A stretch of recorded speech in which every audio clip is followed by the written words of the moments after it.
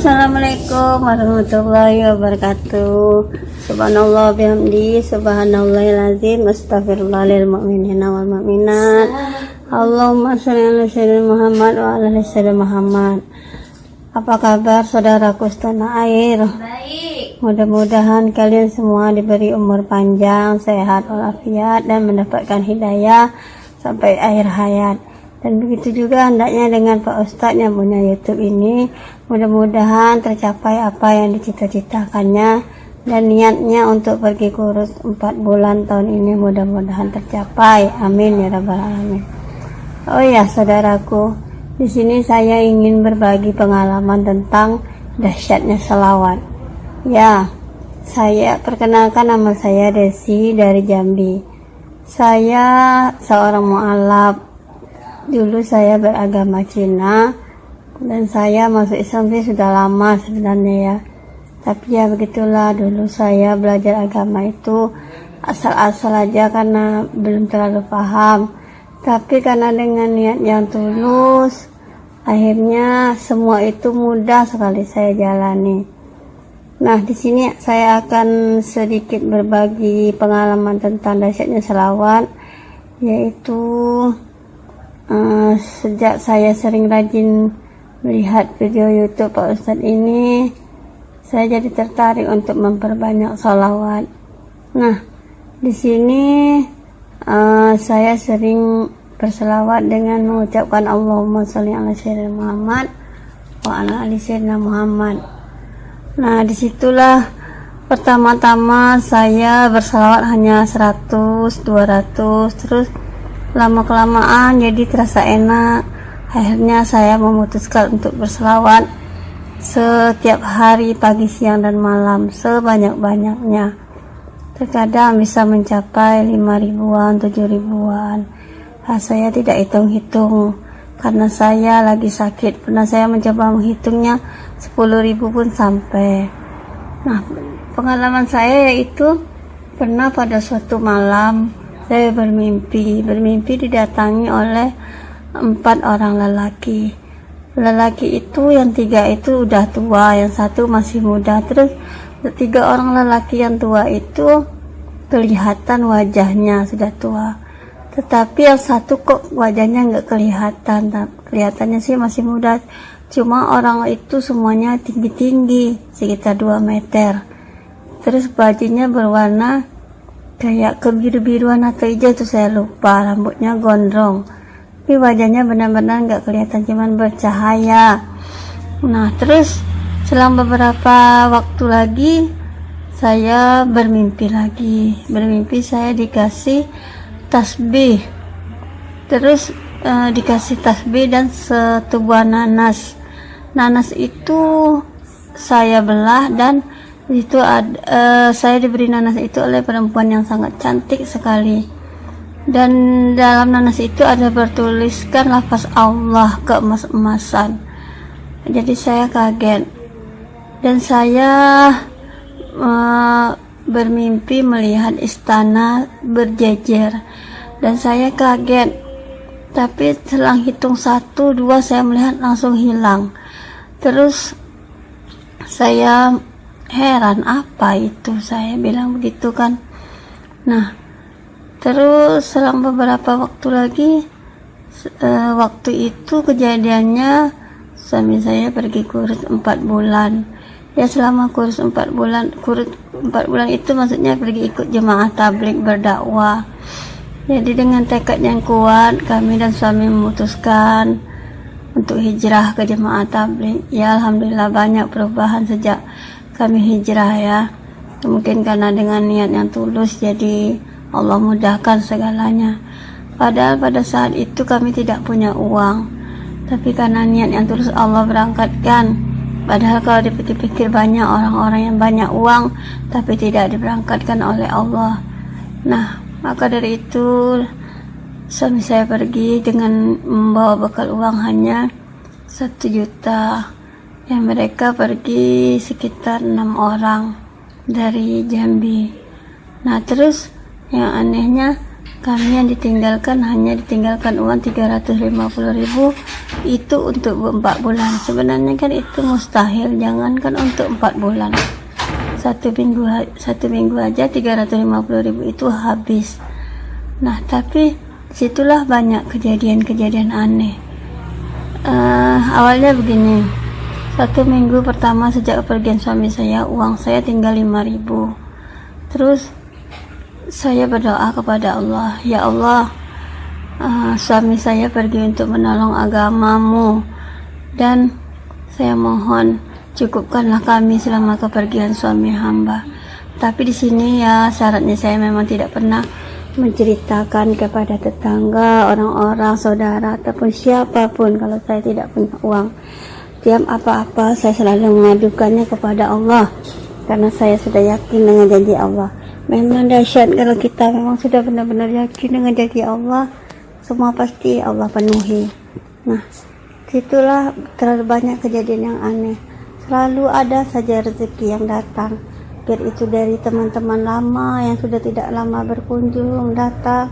Kadang ada yang mengasih beras, memberi uang, pokoknya sampai suami saya pulang. Nah, 1 minggu sebelum suami saya pulang, saya itu bukan mimpi, jam 9 pagi sekira-kira saya itu baru mau tiduran.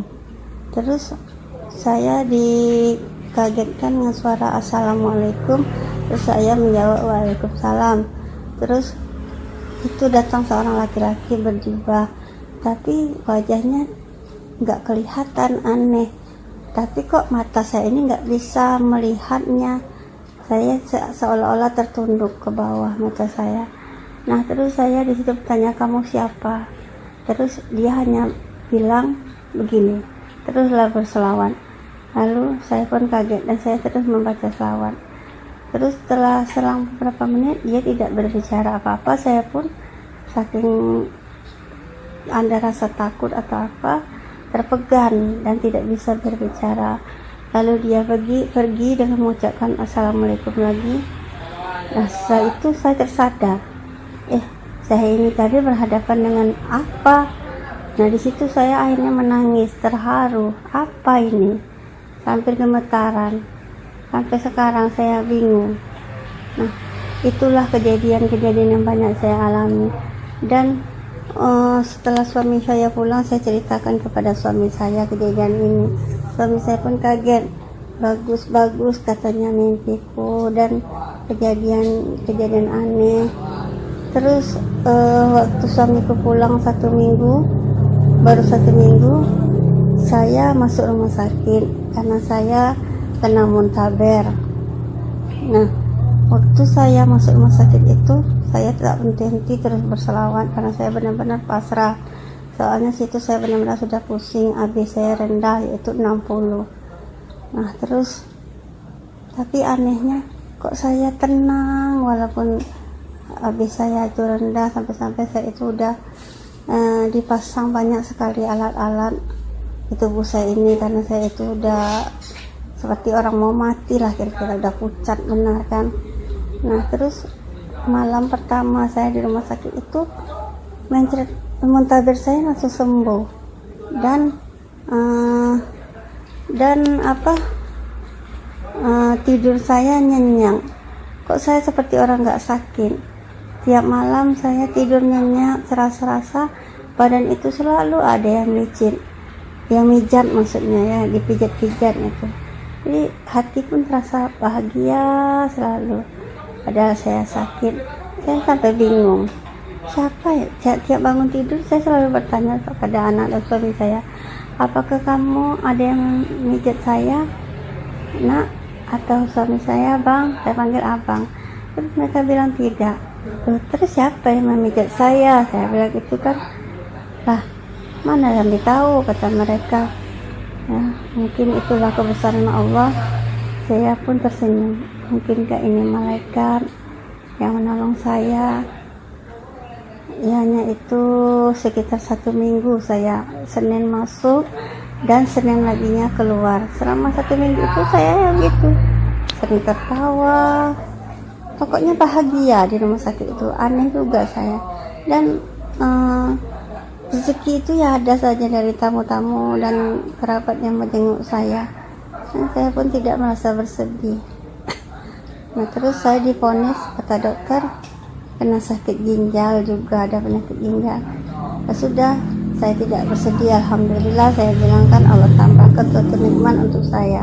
Karena saya sudah tahu sakit itu adalah nikmat kalau kita benar-benar sabar. Karena bapak-bapak, ibu-ibu, sebenarnya cerita saya ini sedikit menyedihkan. Karena saya ini seorang mu'alaf, ujian mu'alaf itu memang berat Pak, Bu. Ya, tapi kalau kita hadapi dengan kesabaran dan ketulusan, karena kita tahu kita hidup di dunia ini memang untuk diuji. Kan Allah sudah pernah juga mengatakan, apakah kamu itu beriman kalau belum diuji, kan begitu katanya kan. Nah, makanya dari situ saya tahu itulah beberapa kejadian-kejadian itu sebenarnya banyak sekali dahsyatnya kejadian-kejadian sejak saya mendawam ke Selawat. Oh ya Pak, Bu, saya ini kan sakit saya udah lama, sekitar 8 tahun. Nah selama saya sakit itu saya hanya bisa berbaring di kasur, paling jalan-jalan sebentar di dalam rumah saya yang tidak bisa lagi keluar rumah. Itu mungkin juga suatu mukjizat juga dari Allah untuk menjaga supaya saya ini tidak terlalu terlena lagi oleh dunia kan. Jadi saya diberi sakit, jadi dengan sakit ini saya lebih banyak mendekatkan diri kepada Allah. Saya sholat hanya bisa duduk, berzikir kadang sambil berbaring, berselawat sambil berbaring. Saya tidak mempunyai amalan yang begitu wah-wah. Amalan saya itu cuma saya sholat, terus sudah sholat saya berzikir subhanallah, alhamdulillah, la ilaha illallah, Allahu Akbar 33 kali, terus doa, dan setelah itu saya berselawat ya pagi, siang, dan malam. Pokoknya saya hantam dengan selawat Allahumma sholli ala sayyidina Muhammad wa ala ali sayyidina Muhammad.